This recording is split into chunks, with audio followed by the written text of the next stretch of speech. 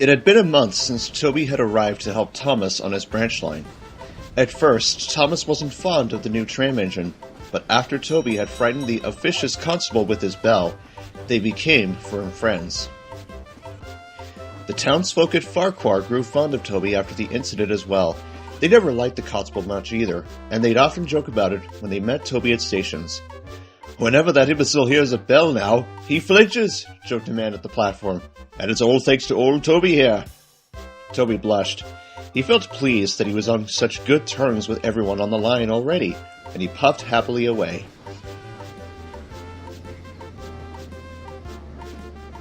One day, Toby stopped at the top station to let off passengers. He could hear two men on the platform furiously having a discussion. They were talking about the policeman. "Unbelievable!" exclaimed one man to the other. "That clueless constable set the sign on my pub as against regulation. What absolute malarkey!" "Quite right," agreed the other man. "But I guess we'll have to do what he says." "What will you have the sign changed to?" The pub owner scratched his head. "Not sure," he pondered. Then his gaze shifted towards Toby. His face lit up. "I've got it!" he shouted, and he and his friend swiftly left, leaving Toby rather confused. A few days passed, and one morning Toby's driver came to work smiling broadly while holding a newspaper. "Look, old boy," he shouted, raising the newspaper up for Toby to see. "They renamed the pub in Farquhar after you." There in black and white was the pub owner Toby had seen the other day, standing outside his pub with a new sign hanging above it. A picture of Toby was painted front and center on it with the words "The Tram Engine" written underneath. Toby was speechless. "A part of the town named after me," he exclaimed. "I'm honored." Thomas was confused. "What exactly is a pub?" he queried. His fireman chuckled. "It's where townsfolk go if they want to have a drink with their friends." "Can't they just go to a water tower or something for that?" asked Thomas. "Not that kind of drink, Thomas," thought his driver. At the station, some townsfolk came up to talk to Toby. "Well, it isn't the Star of Farquhar," they exclaimed. "We're off to the pub. Can't help but support it, it being named after our favorite tram and all." Toby blushed brighter red than his buffer beam. "Thank you, good sirs," he said brightly. But his driver was concerned as they pulled out of the station. "Hopefully those men don't have too many drinks," he said. "And if they do, let's hope they don't do anything dangerous under the influence." Toby was about to ask what "under the influence" meant, but he felt it was best to simply carry on with his work. Whatever it was, it didn't sound good, and he hoped the men would be responsible. But the men weren't being responsible. At the tram engine, they ordered lots of drinks and got rather tipsy indeed. They had driven up from the station to the town in an old lorry. Despite being rather dizzy, they decided to drive back to the station, regardless, as night fell. Their truck swayed and swerved. As they drove along the road, other cars had to dodge out of the way. Even Bertie the bus. "Hooligans!" Bertie beat crossly. At the railway crossing, Toby was chuffing happily down from the quarry with a late-night lotus stone when he saw the tipsy men in their lorry approach. He rang his bell wildly. "Stop! Stop!" he cried. But it was too late. The heavy cars surged him into the lorry with a crunch. He pushed the lorry a few feet forward into a ditch. Toby's buffers were bent, and his cowcatcher was crooked. The men got out. Thankfully, they had only suffered minor bruises. They were most apologetic, but Toby was crossed. "That was irresponsible and dangerous," Toby fumed. "Somebody could have gotten seriously hurt from your recklessness. Now, I may not completely understand what, under the influence means, but you best get out from under it now, and look where you're going next time." The tipsy men, while a bit confused, nodded in agreement.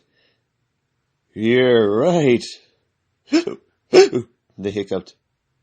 "We're sorry, Toby, old boy." "While he may be a pain," put in Toby's driver, "we will be reporting this incident to the constable. I hope this will teach you a lot some sense." The men nodded and asked Toby if they could ride home with him. Toby started to smile. "There's room in the brake van," he told him. "Right in there." And so they did. As Toby puffed home, he had a lot to think about. "Those townsfolk respect me a lot," he said quietly to himself. "Hopefully they won't do something as foolish as that again, so I can respect them as well." The next morning, Toby was sent to get his front repaired, and the men were reprimanded by the constable. He enjoyed writing them up, and not being bothered by Toby's bell.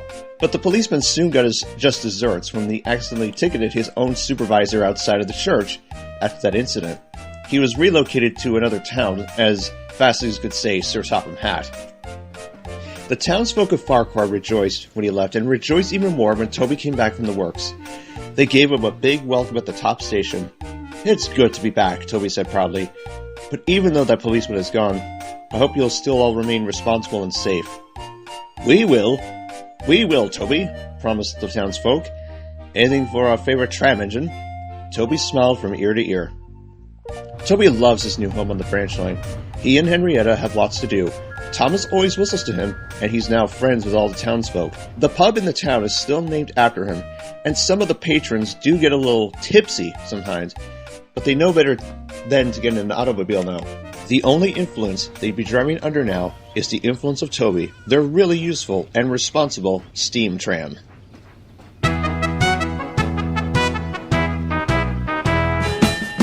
North of the island there lives a dear old train, a little tram engine, Toby is his name.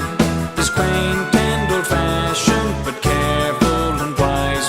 His coach is Henrietta, and she's seen better days. His man keeps returning to the good old days, when they were busy working every day. But nobody rides with them nowadays. They can't understand why things have changed. Their line is closing down today forever. Toby, oh Toby, what will become of you? The world's much nicer whenever we see you. Toby, dear Toby, there's still lots that you can do. Oldies but goldies, we still care about you.